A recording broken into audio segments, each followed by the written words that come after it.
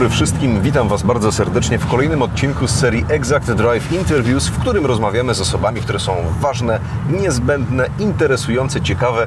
Wiele przymiotników można by tu dopisać, a w tym odcinku widzimy się z Dawidem Bąkiem, prezesem firmy Steam, która jest integralną częścią grupy Exact Systems. Witam Cię bardzo serdecznie. Cześć Mateusz, witam wszystkich oglądających. No i co? To chyba jedziemy z wywiadem. Jedziemy. No dobrze, to skoro już zaczynamy, to najpierw cofnijmy się trochę w czasie, żeby wiedzieć, dokąd mamy zmierzać. Pamiętasz swoje początki? Od kiedy zacząłeś pracę w firmie tak naprawdę? No i jak to dalej wyglądało? Co się zmieniało przez te lata? Doskonale pamiętam. Pracę w firmie rozpocząłem w 2008 roku jako student studiów dziennych Politechniki Częstochowskiej. I tak naprawdę miałem okazję rozwijać się wraz z firmą. Moje pierwsze takie poważne stanowisko to był inspektor nadzoru wewnętrznego. To był taki człowiek od wszystkiego tak naprawdę w tamtych czasach, gdzie miałem obowiązek jechać w wskazaną lokalizację, tam gdzie pojawił się klient. I tak naprawdę od samego początku przygotować cały oddział pod funkcjonowanie, czyli zatrudnić koordynatora, znaleźć pracowników do realizacji poszczególnych zleceń. I tak naprawdę czasami bywało, że miesiąc czasu byłem poza domem, byłem w terenie i działałem operacyjnie. Następnie pojawiały się kolejne prace, kolejni klienci i jechałem w kraj i starałem się operacyjnie działać w innym miejscu. Czyli to tak reasumując, Twoje zadanie polegało na pojechaniu do pustego miejsca i sprawieniu, żeby tętniło życiem i było pełne pracujących ludzi. Dokładnie tak to wyglądało. Oprócz tego, żeby tętniło życiem, to jeszcze, żeby realizacja zleceń była na najwyższym poziomie. Takie miałem zadania i tak to faktycznie funkcjonowało. Praca ciężka, dynamiczna, niemniej jednak bardzo satysfakcjonująca i też dająca dużo doświadczenia. Czyli tak naprawdę od którego roku zacząłeś? 2008, jeśli chodzi o stanowisko inspektora nadzoru wewnętrznego, to były lata 2011-2012. Okej, w takim wypadku tej pracy było dużo robiłeś, dużo jeździłeś, a jak na to patrzyli Twoi przełożeni? Widzieli tutaj tego ambitnego człowieka, widzieli tutaj tą żaróweczkę taką? Żarówkę foku. Wydaje mi się, że tak, ponieważ wraz z intensywnością pracy zaufanie rosło co do mojej osoby, co do moich prac, które wykonywałem. I już wtedy szybko zapadła decyzja o powstaniu działu kontroli wewnętrznej. To był taki dział, który miał wspierać nie tylko jakość świadczonych usług, ale również wspierać procesy operacyjne w terenie. I zaufanie właścicieli, zaufanie zarządu spowodowało, że stanąłem na czele takiego działu i kierowałem nim przez 2 lata. W jaki sposób te 2 lata tej współpracy, ciężkiej pewnie współpracy, jeżeli chodzi o jedno zadanie tak naprawdę, wpłynęło na Ciebie? Co wtedy się działo? Tak naprawdę ugruntowało mnie jako pracownika w firmie i też dało mi kolejne bardzo ważne doświadczenia. Współpracowałem z wieloma menadżerami, którzy do tej pory pracują w naszej organizacji. Miałem przyjemność z nimi współpracować zarówno w tym obszarze produkcyjnym, obszarze jakościowym, jak i również organizacji pracy u naszych klientów. Doświadczenie, które wykorzystałem w przyszłości, to był element, który budował moją pozycję w organizacji i również w oczach, wydaje mi się, właścicieli zarządu mogłem się dalej spełniać i mogłem realizować powierzone mi zadania na jak najwyższym poziomie. Dużo się działo tak naprawdę przez te 18 lat. No kurczę, 18 lat to firma jest już też pełnoletnia. Jesteśmy pełnoletni, tak. I tutaj pod tym kątem, czy ta firma różniła się od tego, co jest teraz? Czy wtedy w 2006 roku, 2005, czy wtedy działało to inaczej niż teraz? Znacząco się różniła.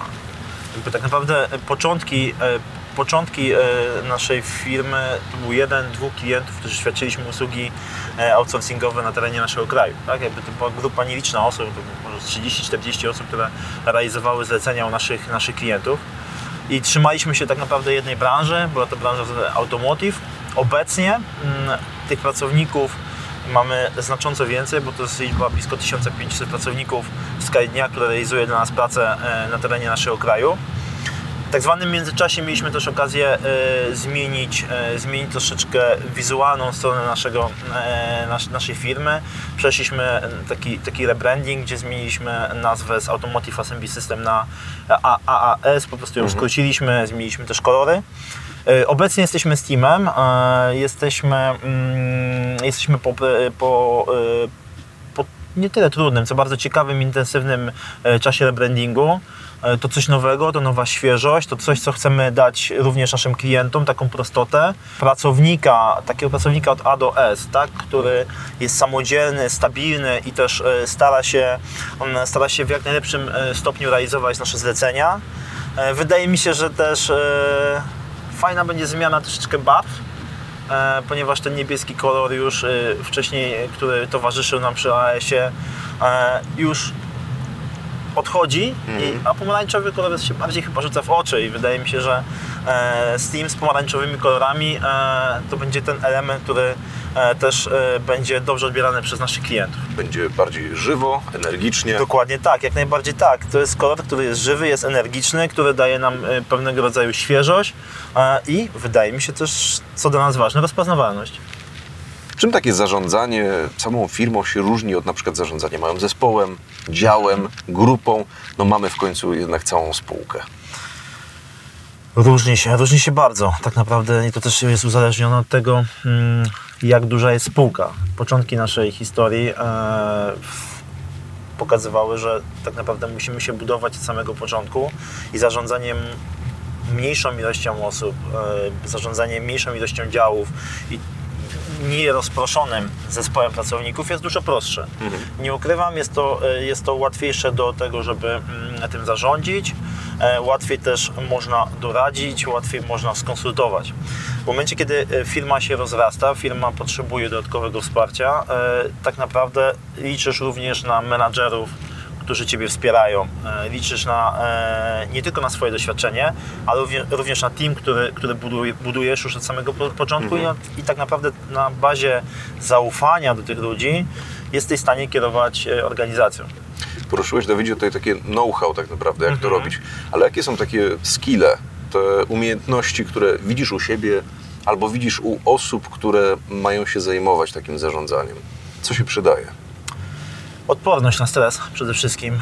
To jest, wydaje mi się, bardzo ważny element, który musi być zachowany zarówno u osób zarządzających spółką, jak również i menadżerów i dyrektorów poszczególnych oddziałów.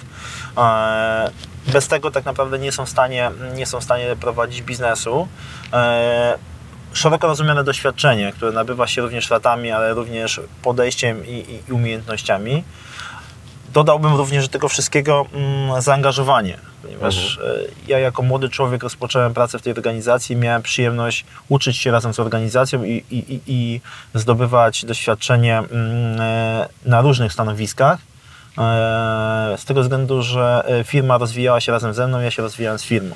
I tak samo współpracownicy, z którymi do tej pory współpracuję, moi koledzy i menadżerowie, dyrektorzy poszczególnych obszarów, to są osoby, które pracują u nas w firmie, u nas w organizacji już wiele lat i tak naprawdę budowałem sobie ten team już od samego początku, czyli od 2016 roku, kiedy miałem możliwość zostać prezesem zarządu.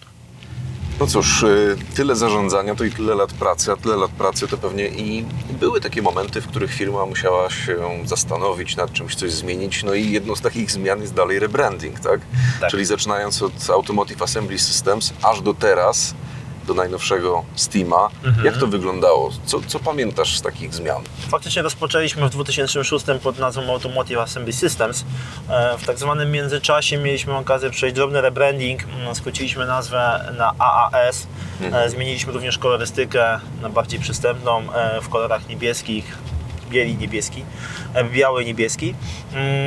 Teraz jesteśmy po bardzo dużym procesie rebrandingowym, który daje nam nową świeżość, nowe możliwości, nowe pokazanie naszej usługi w zupełnie innych barwach, jak również nową stronę internetową. Mam nadzieję, że te wszystkie zmiany, które się odbyły w ostatnim czasie, będą pozytywnie oceniane przez naszych klientów i szybko przyzwyczają się do nowego loga, jak i świeżej rzucającej się w oczy kolorystyki. Dobrze, jeżeli tak jesteśmy w temacie też motoryzacyjnym przez wzgląd na to, że się przemieszczamy cały czas. No cóż, jedziemy samochodem, który jest de facto nowy, nowoczesny. Sam wiem, że też Ciebie nie ruszają Ci tak naprawdę bardzo luksusowe samochody już aż tak. Jak to było z tą przeszłością akurat jeszcze? Jest jakiś samochód, z którym wiążesz największe, najmilsze wspomnienia w firmie? To nie jest tak, że samochody luksusowe mnie nie ruszają, bo jak najbardziej jako miłośnik motoryzacji dalej tak jest. To może nie robią aż takiego wrażenia, powiedzmy. Nie robią aż takiego wrażenia. Tak, to prawda. Jakby przez te wszystkie lata pracy w organizacji miałem przyjemność jeżdżenia różnego rodzaju samochodami. Nie mówię, że je psułem po drodze, niemniej jednak miałem okazję pracować i mieć narzędzia w postaci bardzo fajnych samochodów, które były też wypuszczane w danym okresie czasu na rynek. Z pewnym sentymentem wspominam mój pierwszy samochód służbowy. Był to Fiat Panda w kolorze białym, z pięknym logo na drzwiach lewych i też na drzwiach pasażera. Notabene był to silnik 1.2, to pamiętam jak dziś, benzyna, tak, 1.2 benzyna, bez wspomagania kierownicy, bez klimatyzacji. I tym samochodem realizowałem wszystkie prace na terenie całego kraju. Czyli w tym samochodzie mieściło się moje biuro, moje wszystkie operacyjne narzędzia, które potrzebowałem do pracy w terenie.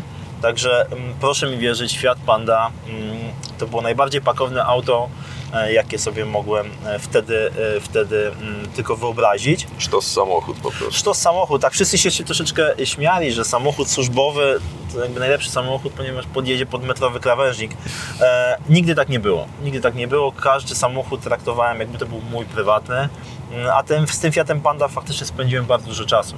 I pamiętam, że blisko 100 000 km przejechałem tym samochodem po terenie naszego kraju. Nieraz miałem też śmierć w oczach na autostradzie, jak mnie mijały tiry, bo Fiat Panda nie należał do największych.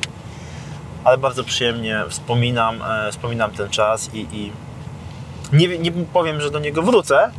Niemniej jednak tak, to było moje pierwsze auto służbowe, w którym wiele przeżyłem. No cóż, jedziemy, rozmawiamy o pracy, ale tak naprawdę nie samą pracą też człowiek żyje, ani też i prezes. To w jaki sposób ty znajdujesz ten czas dla siebie, żeby trochę naładować te baterie, tak? Okay. Żeby mieć siłę, energię do dalszej pracy? Jedno z trudniejszych pytań, jakie mogłem otrzymać. Faktycznie tego czasu nie ma za wiele. Niemniej jednak, jak każdy z nas, muszę mieć jakieś odskocznie, które dadzą mi pewnego rodzaju swobodę działania i też pozwolą mi odpocząć. Uciekam w sport bardzo często. Jestem miłośnikiem sportu. Troszeczkę multisportu, bo nie ma takiej dyscypliny, której jakby nie uprawiałem albo nie będę uprawiał.